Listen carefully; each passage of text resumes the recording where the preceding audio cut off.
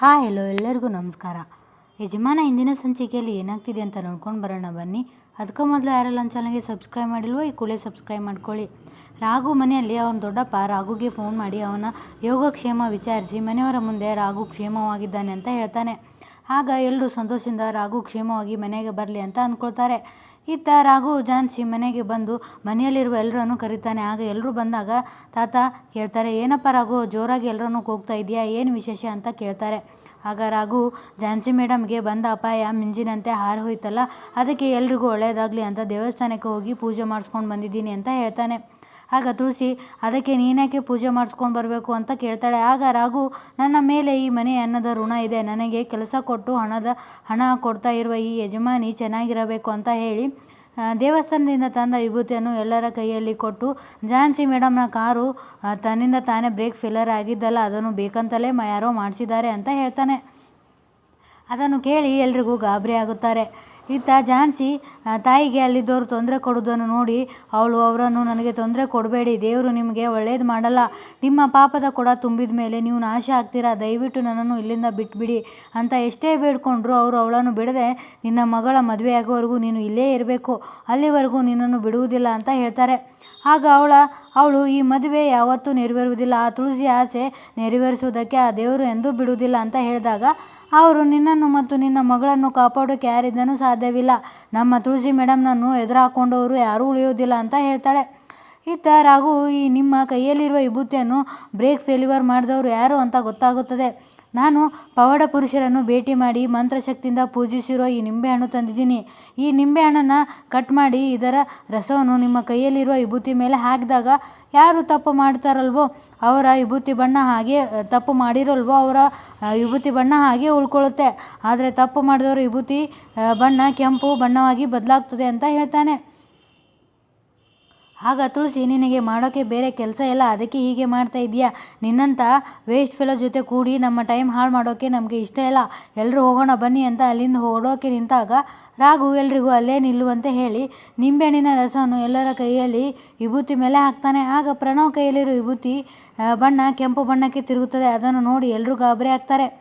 ಇತ್ತ ರಾಘು ತಂಗಿ ಸಂಗೀತ ಹೊಸ ಚಪ್ಪಲಿ ತಂದಿದ್ದನ್ನು ನೋಡಿ ಅವಳ ತಾಯಿ ಅವಳಿಗೆ ಬೈದು, ದುಡ್ಡು ಯಾಕೆ ವೇಸ್ಟ್ ಮಾಡ್ತೀಯಾ, ಆ ದುಡ್ಡು ನಮ್ಮ 15 ದಿನದ ಮನೆ ರೇಷನ್ ಆಗ್ತಿತ್ತು, ಮೊದಲೇ ನಮ್ಮ ರಾಘು ಪರಿಸ್ಥಿತಿ ಸರಿ ಇಲ್ಲ, ದುಡಿಯೋನು ಒಬ್ಬ, ನಾವೆಲ್ಲರೂ ಕೂತು ತಿನ್ನೋರು, ಅಂಥದ್ರಲ್ಲಿ ನಾವು ಹಿಡಿತದಿಂದ ಖರ್ಚು ಮಾಡಿ ಅವನ ಹೊರೆ ಕಡಿಮೆ ಮಾಡಬೇಕು, ಅವನು ಇಷ್ಟು ದಿನ ಗಾಣದ ಎತ್ತಿನಂತೆ ದುಡಿದು ನಮ್ಮ ಮನೆ ನಡೆಸುತ್ತಿದ್ರು, ನಾನು ಅವನನ್ನು ಇಲ್ಲಿವರೆಗೂ ಬೇರೆಯವರಂತೆ ನೋಡಿಬಿಟ್ಟೆ, ಸರಿಯಾಗಿ ಅವನಿಗೆ ಊಟ ಸಹ ಹಾಕಲಿಲ್ಲ, ನಾನು ಇಷ್ಟು ದಿನ ತಪ್ಪು ಮಾಡಿಬಿಟ್ಟೆ, ಅವನ ಪ್ರೀತಿಯನ್ನು ನಾನು ಅರ್ಥ ಮಾಡ್ಕೊಳ್ಳಿಲ್ಲ ಅಂತ ಅಳ್ತಾ ಹೇಳ್ತಾಳೆ.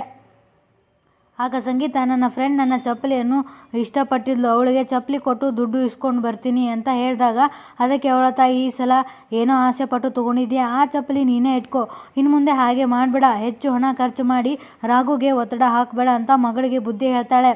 ಇತ್ತ ಪ್ರಣವ್ ಕೈಯಲ್ಲಿರೋ ವಿಭೂತಿ ಕೆಂಪಾಗಿದ್ದನ್ನು ನೋಡಿ ರಾಘು, ಅಂದರೆ ಬ್ರೇಕ್ ಫಾಲ್ ಮಾಡಿಸಿರೋದು ನೀವೇ ಅಂತ ಪ್ರಣವ್ಗೆ ಕೇಳ್ತಾನೆ. ಆಗ ಪ್ರಣವ್, ನಾನು ಈ ಕೆಲಸ ಮಾಡಿಲ್ಲ, ನೀನು ಸುಳ್ಳು ಹೇಳ್ತಾ ಇದೆಯಾ ಅಂತ ರಾಘುಗೆ ದಬಾಯಿಸ್ತಾನೆ. ಆಗ ರಾಘು, ಇಲ್ಲಿ ಯಾರ ಕೈಯಲ್ಲಿ ವಿಭೂತಿ ಕೆಂಪಾಗಿಲ್ಲ, ನಿಮ್ಮ ಕೈಯಲ್ಲಿರೋ ವಿಭೂತಿ ಮಾತ್ರ ಕೆಂಪಾಗಿದೆ, ಅದಕ್ಕೆ ನೀವೇ ಕಾರ್ ಬ್ರೇಕ್ ಫೇಲ್ಯೂರ್ ಮಾಡಿರ್ಬೋದು, ನೀವೇ ಅಂತಾನೆ ಅರ್ಥ, ಇದಕ್ಕೆ ನನ್ನ ಹತ್ತಿರ ಸಾಕಷ್ಟು ಸಾಕ್ಷಿಗಳಿವೆ, ನೀವು ಇನ್ನೂ ಏನೂ ಮುಚ್ಚಿಟ್ಟು ಪ್ರಯೋಜನ ಇಲ್ಲ, ನೀವು ಕಾರ್ ಬ್ರೇಕ್ ಫೇಲ್ ಮಾಡು ಅಂತ ಹೇಳಿದ ಮೆಕ್ಯಾನಿಕ್ಗೆ ನಾನು ಮೀಟ್ ಮಾಡಿ ಬಂದಿದ್ದೀನಿ, ಅವನು ನಿಮ್ಮ ಹೆಸರನ್ನು ಹೇಳಿದ್ದು ಆಯಿತು, ಈಗ ನಿಮ್ಮ ಉದ್ದೇಶ ಏನು, ಯಾವ ಕಾರಣಕ್ಕೆ ಹೀಗೆ ಮಾಡಿದ್ದೀರಾ ಅಂತ ನೀವೇ ಹೇಳಬೇಕು ಅಂತ ಹೇಳ್ತಾನೆ. ಆಗ ಎಲ್ಲರೂ ಗಾಬರಿಯಿಂದ ಪ್ರಣವ್ ಕಡೆಗೆ ನೋಡ್ತಾರೆ. ಆಗ ಝಾನ್ಸಿ ಪ್ರಣವ್ಗೆ, ಇವನು ಹೇಳ್ತಿರೋದೆಲ್ಲ ಸತ್ಯನಾ ಅಂತ ಕೇಳ್ತಾಳೆ. ಅದಕ್ಕೆ ಪ್ರಣವ್ ಭಯದಿಂದ ಏನೂ ಹೇಳೋದಿಲ್ಲ. ಆಗ ರಾಘು, ಸತ್ಯ ಅಂತ ನೀವೇನು ಕೇಳ್ತೀರಾ ಮೇಡಮ್, ಅವನ ಮುಖದಲ್ಲಿರೋ ಭಯ ಆತಂಕನೇ ಸತ್ಯ ಅಂತ ಹೇಳ್ತಿದೆ ಅಂತ ಹೇಳ್ತಾನೆ. ಇತ್ತ ಅನಿತಾ ಮನೆಯಲ್ಲಿ ತನ್ನ ಅಣ್ಣ ಬರುವ ಸಮಯದಲ್ಲಿ ಅನಿತಾ ನಾಟಕ ಮಾಡಿ ಮನೆ ಕೆಲಸಗಳನ್ನು ಮಾಡಿ ತನ್ನ ಅಣ್ಣನ ಮುಂದೆ ತಾನೇ ಮನೆ ಎಲ್ಲ ಕೆಲಸಗಳನ್ನು ಮಾಡುತ್ತೇನೆ ಅಂತ ತೋರಿಸ್ಕೊಳ್ತಿರ್ತಾಳೆ. ಇದನ್ನು ನೋಡಿ ಅವಳ ಅಣ್ಣನಿಗೆ ಸಂತೋಷವಾಗ್ತದೆ.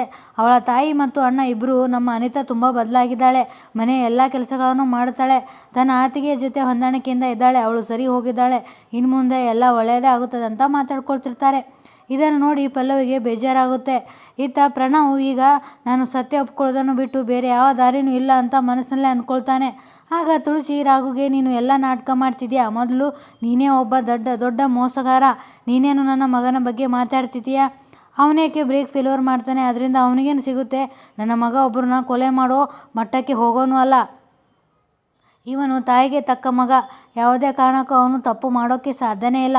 ನೀನು ಎಂಥ ಮೋಸಗಾರ, ನಮ್ಮ ಕಣ್ಣು ಮುಂದೆನೇ ನಮ್ಮನ್ನು ಹೇಗೆ ಮೋಸ ಮಾಡಿದೆ ಅಂತ ನಾನು ಪ್ರೂವ್ ಮಾಡ್ತೀನಿ ಅಂತ ಹೇಳಿ ರಾಘುನ ಕೈಯಿಂದ ವಿಭೂತಿಯನ್ನು ತಗೊಂಡು ಅದರಲ್ಲಿ 2 ರೀತಿಯ ವಿಭೂತಿ ಇದೆ ಅಂತ ಎಲ್ರಿಗೂ ತೋರಿಸಿ ಅವಳ ತಂದೆ ಕೈಯಲ್ಲಿ ವಿಭೂತಿ ಹಾಕಿ ನಿಂಬೆಹಣ್ಣಿನ ರಸ ಹಾಕಿದಾಗ ಅದು ಕೆಂಪು ಬಣ್ಣಕ್ಕೆ ತಿರುಗುತ್ತದೆ. ಇದನ್ನು ಎಲ್ಲರೂ ನೋಡ್ತಾರೆ. ಆಗ ತುಳಸಿ, ಇವನು ನಮ್ಮ ಮುಂದೆನೇ ನಮಗೆ ಮೋಸ ಮಾಡಿ ಏನೋ ಸಂಚು ಮಾಡಿ ನನ್ನ ಮಗನ ಮೇಲೆ ತಪ್ಪು ಹೊರಿಸಿದ್ದಾನೆ ಅಂತ ಹೇಳ್ತಾಳೆ. ಆಗ ರಾಘು ಝಾನ್ಸಿಗೆ ಪ್ರಣವ್ನನ್ನೇ ಆ ತಪ್ಪು ಮಾಡಿದ್ದಾನೆ ಅಂತ ಹೇಳುವಷ್ಟರಲ್ಲಿ ಝಾನ್ಸಿ ರಾಘು ಕಪಾಳಕ್ಕೆ ಹೊಡೆದು, ನೀನು ಕೇವಲ ಒಬ್ಬ ಡ್ರೈವರ್, ನೀನು ಎಷ್ಟಲ್ಲಿ ಇರಬೇಕು ಅಷ್ಟಲ್ಲಿ ಇರೋದು ಕಲಿ, ಗೆಟ್ಔಟ್ ಅಂತ ಸಿಟ್ಟಿನಿಂದ ಹೇಳ್ತಾಳೆ. ಆಗ ರಾಘು ಅಲ್ಲಿಂದ ಹೋಗ್ತಾನೆ. ಇಲ್ಲಿಗೆ ಈ ಸಂಚಿಕೆ ಮುಕ್ತಾಯ ಆಗ್ತದೆ. ಈ ಸಂಚಿಕೆ ನಿಮಗೆ ಇಷ್ಟ ಆದರೆ ದಯವಿಟ್ಟು ಒಂದು ಲೈಕ್ ಕೊಡಿ. ಧನ್ಯವಾದಗಳು.